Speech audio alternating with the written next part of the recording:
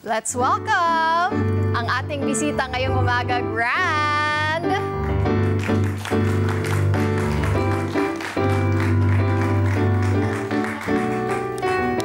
Good morning, Grand. Grabe naman, muntik na akong mapaiyak doon. Have a seat. Kwentuhan tayo. Bati ka muna sa mga kada natin, please. Hello po. My name is Grand Glory po. Thank you po sa pag-invite po sa akin dito sa Kada Umaga. Maraming salamat for saying yes. Kasi lahat naman tayo, di ba, dumadaan sa ganong sitwasyon. Yes po. Nagdadalawang isip pa po ko noong una kasi kinakabahan po ako sa gantong setup. First time mo ba? Opo. First time mo. Doon sa kwento mo, doon sa sulat na binigay mo, hindi mo naranasan na mahirap kayo nung bata ka. Ano pa ba yung mga ibang ginagawa ng papa mo para hindi niya mapa-feel sa'yo na naghihirap kayo? Ano po, kasi natural naman po talaga na hindi ko siya mapapansin noon kasi bata pa ako noon eh. Parang wala pa akong muwang.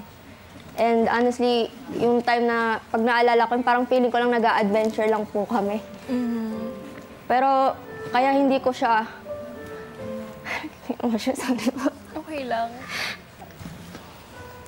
Kaya hindi mo siya maramdaman dahil... Kasi nga po,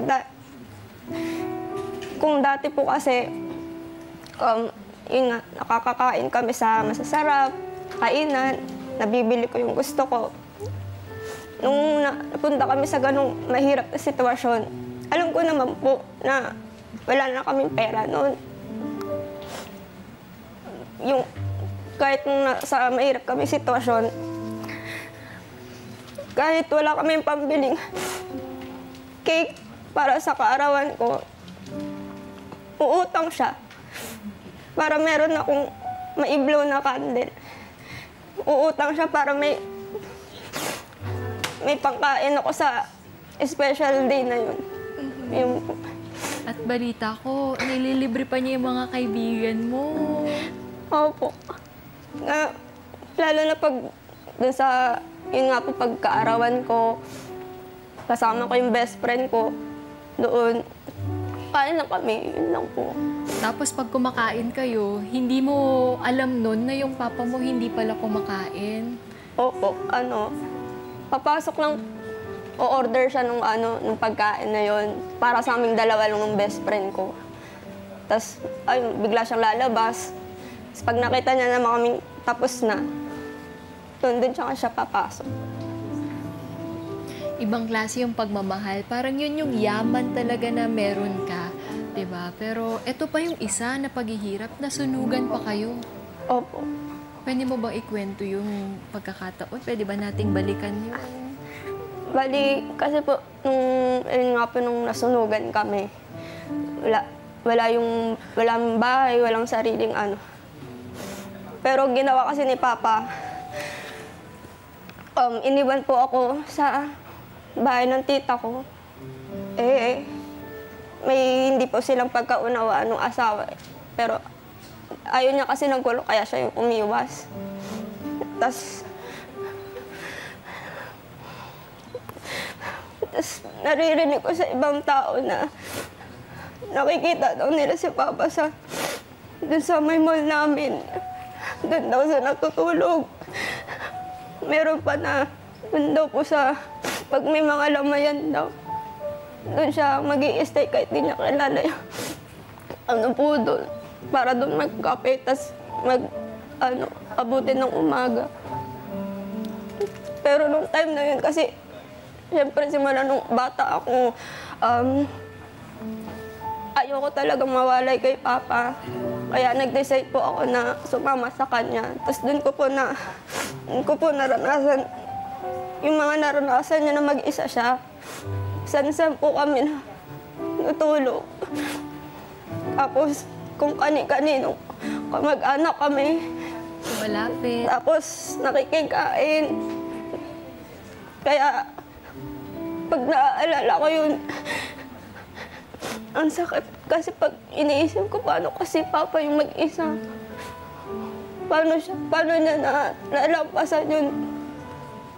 Parang awa yung nararamdaman ko. Pero dahil kasama ka niya at ayaw niyang maramdaman na naghihirap kayo, ginawa niya lahat yun para sa'yo. Opo. Doon tayo sa... Ito yung nag-viral yung TikTok video mo. Nabasa mo yung mga ibang comments doon. Ano ba yung masasabi mo? Habang pinabasa mo yung comments na yun, anong pakiramdam? Kasi balikan pa lang yung kwento, ang sakit na eh. Sobra po. Kasi sa sitwasyon ko pa lang po, kung ma-imagine na may ganong pangyayari sa buhay natin. And siyempre hindi ko naman sabihin na pinakamahirap na sa akin. May iba pa. Kaya nung nababasa ko yun, ang sakit din kasi kailangan nating madanas yung ganong sitwasyon. Pero at the same time, natutuwa ako kasi kasama dun yung kwento nun, kasama din yung achievement nila after nung ganong hirap na naranasan nila. Nakakatuwa po. Lahat naman tayo may iba't ibang pinagdadaanan sa buhay, may iba't ibang level ng hirap, diba? Kung para sa atin, ito na yung mahirap. Pero ikaw, sa lahat ng pinagdaanan mo sa buhay, ano sa tingin mo yung lesson na talagang babaunin mo yun? At talagang pwede mong ibahagi sa mga kada natin? Na kahit sobrang hirap ng buhay, kailangan magpatuloy. Kasi saksi ako dun sa hirap na nangyari kay Papa. Hanggang sa patuloy na nagsumikap siya na nagagawa na namin yung mga bagay na hindi namin kayang gawin kasi kulang kami financially. Nakakakain na kaming dalawa sa favorite naming kainan. Kahit pa paano, nalilibre ko yung mga kaibigan ko na dati isa lang eh. Ngayon, ang dami na nilang dahil yung kay Papa. Kaya ngayon na wala siya, magpapatuloy ako kahit sobrang hirap. Tsaka masakit kasi hanggang nangungulila pa rin po. Alam mo, yung baon sa'yo ng papa mo, yung kahit ganyan yung pinagdaanan nyo, kahit mahirap para sa'yo, yung katatagan ng loob, baon mo yun, at kabutihan. Kasi kahit na minsan, konti lang yung meron tayo, pero handa tayong magbigay sa ibang tao, di ba? Okay. At yung hindi pagsuko. Kasi yun yung kailangan natin eh. Di ba? Kaya, huwag kang susuko. You're a criminology student now, Yes, di ba? po. Alam kong nakaalala yung maraming tao para Yes, sa'yo. Thank you very much sa pag-share mo ng story sa amin. Meron ka pa bang gustong pasalamatan?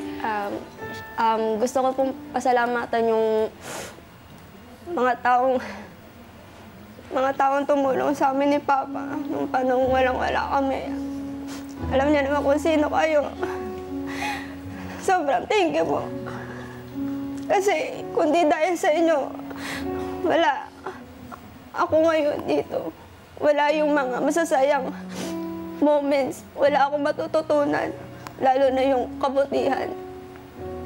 Yun po. Thank you very much, Gran. Thank you. Sorry, pinaiyak ka namin. Pero alam mo, marami nagmamahal sa'yo, maraming tutulong at susuporta sa'yo. Etong kada umaga, party ka na ng kada umaga, family. Thank you po. Thank you, Gran, sa pag-share mo ng story. At salamat sa mga taong patuloy pa rin tumutulong kay Gran. No? At dahil sa pag-share mo ng story, syempre meron kaming regalo para sa'yo mula sa Miniso. Tanggapin mo itong munting regalo namin, Grand. Maraming salamat. Again, maraming salamat yung mga kada natin. Medyo naging emotional din. Maraming salamat sa pagdalaw sa amin at sa pag-share mo ng inspiring story. Naway, marami po ang naantig sa kwento ni Gran. Kaya mga kada, yakapin niyo po ang mga mahal ninyo sa buhay. Ano man po ang status ninyo sa buhay, mayaman po yan o hindi, ang mahalaga ay magkakasama kayo. At sabay niyo pong inilalaban ang hamon ng buhay. Hi mga ka-Net25! This is Emma Tiglao. For more Kada Umaga updates, just click the subscribe button and follow us on Net25 social media pages at Net25 TV and at Net25 Entertainment Facebook page.